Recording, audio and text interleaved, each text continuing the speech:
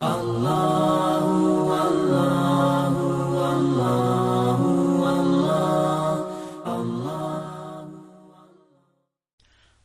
علیکم ورحمۃ اللہ وبرکاتہ۔ خطبہ جمعہ مسجد نبوی از ڈاکٹر صلاح بن محمد البدیر حفظہ اللہ تعالی۔ موضوع منبع بصیرت فہم کتاب و سنت۔ ترجمہ شفقت الرحمان۔ 26 جمادی اولی 1440 بمطابق 1 فروری 2019۔ پہلا خطبہ۔ تمام تعریفیں اللہ کے لیے ہیں، اسی نے دینی بصیرت رکھنے والوں کا رتبہ بلند فرمایا، انہیں دین کا محافظ اور اعلیٰ اقدار کا عملی نمونہ بنایا۔ میں گواہی دیتا ہوں کہ اللہ کے سوا کوئی معبود برحق نہیں، وہ یکتا ہے، اس کا کوئی شریک نہیں۔ اللہ کے ساتھ شرک کرنے والا سخت سزا کا مستحق ہے، وہ ہمیشہ جہنم میں ذلیل و رسوا ہوگا۔ اور میں یہ بھی گواہی دیتا ہوں کہ ہمارے نبی سیدنا محمد اللہ کے بندے اور اس کے رسول ہیں، جس کے مقتدا اور امام آپ صلی اللہ علیہ وسلم ہیں، وہ کامیاب ہو گیا۔ اللہ تعالیٰ آپ پر، آپ کی اولاد اور صحابہ کرام پر دائمی رحمتیں، برکتیں اور تسلسل کے ساتھ سلامتی نازل فرمائے۔ مسلمانوں، تقوی الہی اختیار کرو، کیونکہ متقی کامیاب ہوں گے اور حد سے تجاوز کرنے والے بدبخت تباہ و برباد ہوں گے۔ اے ایمان والو، اللہ سے کما حقہ ڈرو، اور تمہیں موت آئے تو صرف اسلام پر۔ سورہ آل عمران آیت 102۔ اللہ تعالیٰ کی جلیل القدر نعمتوں اور احسانات کی مالا میں دینی بصیرت بھی شامل ہے۔ بصیرت عقیدہ توحید اپنانے، شرک سے بیزاری اور اللہ کی نافرمانی کی صورت میں مخلوق کی اطاعت نہ کرنے کا نام ہے۔ بصیرت دین الہی پر یقین محکم اور عمل پیہم کا نام ہے۔ اللہ تعالیٰ کا فرمان ہے، آپ کہہ دیں یہ میرا راستہ ہے، میں اور میرے پیروکار علی وجہ البصیرت اللہ کی دعوت دیتے ہیں۔ اللہ پاک ہے اور میں مشرکوں میں سے نہیں ہوں۔ سورہ یوسف آیت 108۔ بصیرت فطانت کا نام ہے۔ کسی نے کیا خوب کہا ہے، آنکھوں کا نور ختم ہو بھی جائے تو بصیرت کی روشنی ختم نہیں ہوتی۔ بصیرت اللہ تعالیٰ کی طرف سے دل میں ڈالا جانے والا نور ہے، یہ حق و باطل، خیر و شر، نیکی اور بدی میں تفریق کرتا ہے۔ مسلمانوں، نابینا بصیرت نابینا بصارت سے کہیں زیادہ سنگین، گراں اور ابتر شمار ہوتی ہے، کیونکہ نابینا بصیرت حقیقی اندھاپن ہے۔ اللہ تعالیٰ کا فرمان ہے، کیا یہ لوگ زمین میں چلے پھرے نہیں کہ ان کے دل ایسے ہو جاتے جو کچھ سمجھتے سوچتے، اور کان ایسے جن سے وہ کچھ سن سکتے، کیونکہ آنکھیں اندھی نہیں ہوتی، لیکن اندھے تو وہ دل ہو جاتے ہیں جو سینوں میں ہیں۔ سورہ حج آیت 46۔ کسی شاعر نے کہا ہے، تمہیں ہزاروں بینا لوگ بھٹکے ہوئے نظر آئیں گے، جیسے کوئی ان کی آنکھوں پر پردے پڑے ہوئے ہیں۔ آنکھوں کا نور کھونے والا اندھا نہیں، اندھا تو وہ شخص ہے جسے اپنے اوپر حقوق اللہ کا علم نہیں۔ جس وقت حبر امت سیدنا عبداللہ بن عباس رضی اللہ عنہما کی بینائی بڑھاپے میں چلی گئی تو انہوں نے اشعار کہے، اگر اللہ نے میری آنکھوں کی روشنی مجھ سے لے لی ہے تو میری زبان اور دل بھی نور رکھتے ہیں۔ میرا دل زیرک ہے اور میرا حافظہ کمزور نہیں، جبکہ میرے منہ میں وحی کی روشنی میں حتمی فیصلے کرنے والی زبان ہے۔ بصیرت قرآن و سنت کا نام ہے۔ اللہ تعالیٰ کا فرمان ہے، تمہارے پروردگار کی طرف سے بصیرتیں آ چکی ہیں، اب جو شخص ان بصیرتوں سے کام لے گا تو اس کا اپنا ہی بھلا ہے، اور جو اندھا بنا رہے گا اس کا نقصان بھی وہی اٹھائے گا۔ سورہ الانعام آیت 104۔ یعنی مطلب یہ ہے کہ قرآن کریم اور سنت نبوی کی صورت میں اللہ تعالیٰ کی طرف سے تمہارے پاس دلائل اور نشانیاں آ گئی ہیں۔ ان دونوں سے تمہارے دلوں کو اسی طرح معنوی روشنی ملے گی جیسے تمہاری آنکھوں کو حسی روشنی ملی ہوئی ہے۔ اس لیے قرآن و سنت کے نور بصیرت میں آگے بڑھتے چلے جائیں، وہموں اور گناہوں کی گھاٹیوں میں مت گریں۔ مسلمانوں، تم گناہوں کے جوہڑ میں کس طرح گر سکتے ہو کہ تمہارے پاس کتاب اللہ اور سنت رسول اللہ صلی اللہ علیہ وسلم کی صورت میں نور اور روشنی موجود ہے۔ چنانچہ تم اللہ تعالیٰ سے اعلیٰ ترین نور ہدایت مانگو اور معمولی سے اندھیروں کو بھی معمولی مت سمجھو۔ سیدنا عبداللہ بن عمر بن عاص رضی اللہ تعالی عنہما تورات میں رسول اللہ صلی اللہ علیہ وسلم کا تذکرہ بیان کرتے ہوئے کہتے ہیں، اللہ کی قسم آپ کی بعض صفات تورات میں وہی ہیں جو قرآن کریم میں بیان ہوئی ہیں۔ اے نبی صلی اللہ علیہ وسلم، یقیناً ہم نے آپ کو گواہی دینے والا، خوشخبری سنانے والا، ڈرانے والا اور امیین کی نگہبانی کرنے والا بنا کر بھیجا ہے۔ تو میرا بندہ اور میرا رسول ہے، میں نے تیرا نام متوکل رکھا ہے۔ نہ تو بد اخلاق ہے نہ سنگ دل، نہ تو بازاروں میں شور و غوغا کرنے والا ہے، اور نہ برائی کا بدلہ برائی سے دیتا ہے، بلکہ درگزر اور معاف کرتا ہے۔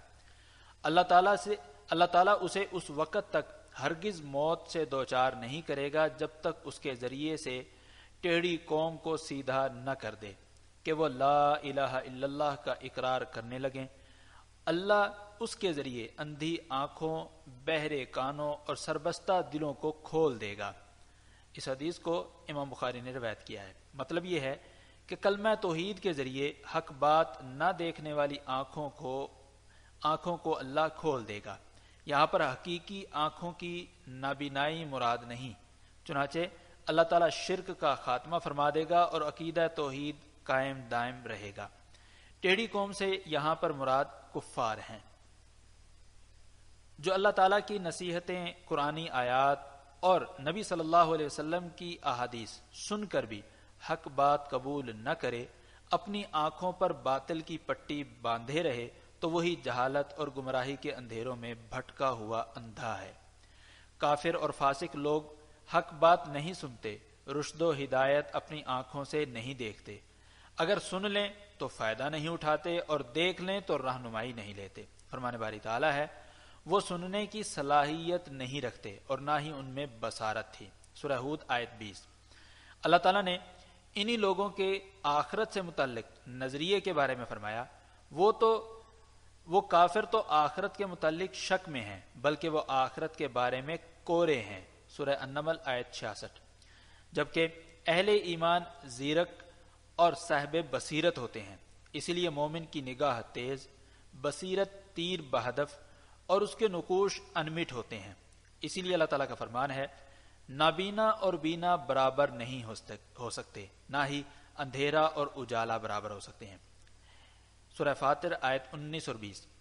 ابن عباس رضی اللہ عنہما کہتے ہیں، سورہ فاطر کی یہ آیت اللہ تعالیٰ نے اطاعت گزاروں اور نافرمانوں کے لیے بطور مثال بیان کی ہے۔ کسی نے کیا خوب کہا ہے، انسان کی 4 آنکھیں ہیں، 2 آنکھیں سر میں دنیا کے لیے تو 2 آنکھیں دل میں آخرت کے لیے۔ چنانچہ اگر اس کی سر والی آنکھیں بے نور ہو جائیں لیکن دل کی آنکھیں بینا رہیں تو آنکھوں کی بے نوری اس کے لیے نقصان دہ نہیں، لیکن اگر سر والی آنکھیں بینا ہوں اور دل کی آنکھیں بے نور ہو جائیں تو آنکھوں کی بینائی اسے کچھ فائدہ نہیں دیتی۔ انسان کو ایسی سماعت اور بصارت کا کیا فائدہ جس کے ذریعے انسان حق سن نہ سکے اور رشد و ہدایت دیکھ نہ سکے۔ کسی شاعر نے کہا ہے، دنیا دار کو اپنی آنکھوں کی ایسی بصارت کا کیا فائدہ کہ جس کے ہاں اندھیرا اور اجالا یکساں ہو جائیں۔ اللہ تعالیٰ مجھے اور آپ سب کو ان لوگوں میں شامل فرمائے جو حق بات کو اپنے دل سے دیکھ لیتے ہیں اور حق ان کی زندگی میں رہنمائی اور قبر میں نور کا باعث بنتا ہے۔ میں اسی پر اکتفا کرتا ہوں اور اللہ تعالیٰ سے اپنے گناہوں کی بخشش چاہتا ہوں، تم بھی اسی سے اپنے گناہوں کی بخشش مانگو، بے شک وہ رجوع کرنے والوں کو بخشنے والا ہے۔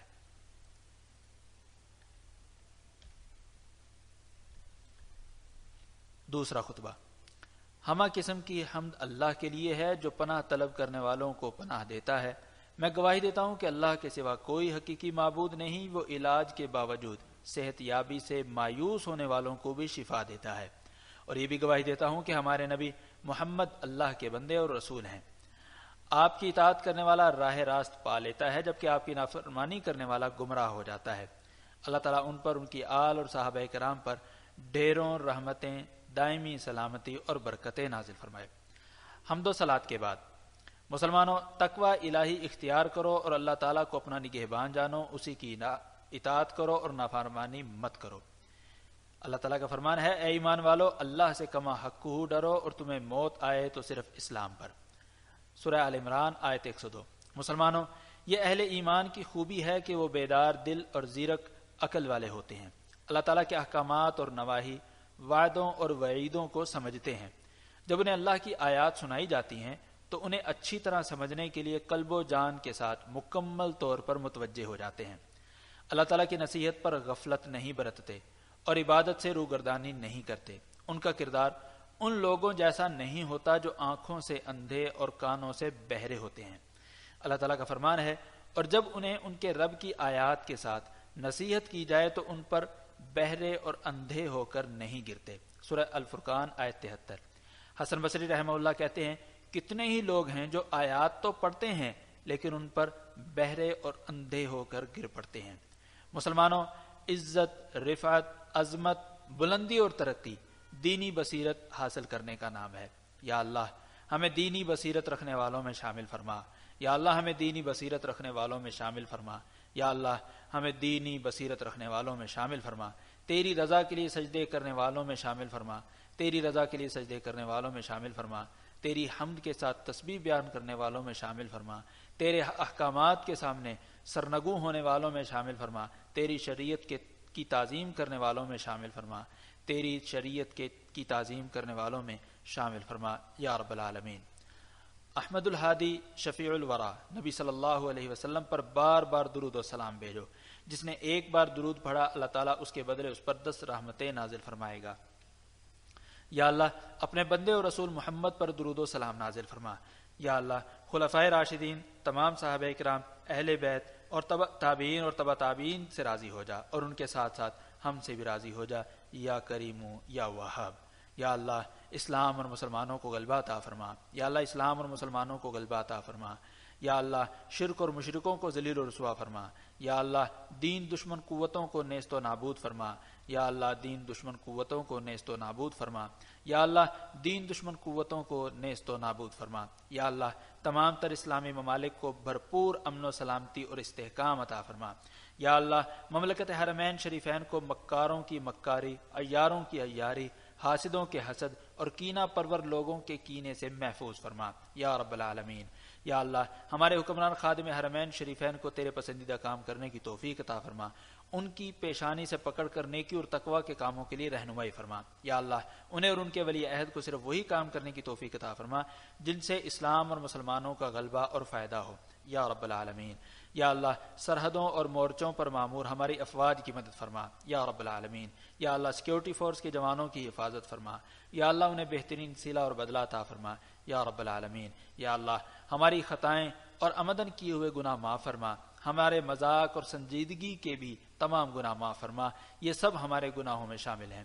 یا اللہ ہم تجھ سے برے دن، بری رات اور بری گھڑی سے تیری پناہ چاہتے ہیں یا رب العالمین۔ یا اللہ وبائی حملوں اور آزمائشوں سے تیری پناہ مانگتے ہیں یا رب العالمین۔ یا اللہ تمام مسلمان بیماروں کو شفا یاب فرما، یا اللہ تمام پریشان مسلمانوں کی پریشانیاں ختم فرما، تمام مسلمان فوشدگان پر رحم فرما اور ہم پر جارحیت کرنے والوں کے خلاف ہماری مدد فرما، ہم پر جارحیت کرنے والوں کے خلاف ہماری مدد فرما یا رب العالمین۔ یا اللہ ہماری دعاؤں کو قبول فرما اور ہماری دعاؤں کو اپنی بارگاہ میں بلند فرما یا کریم یا عظیم یا رحیم۔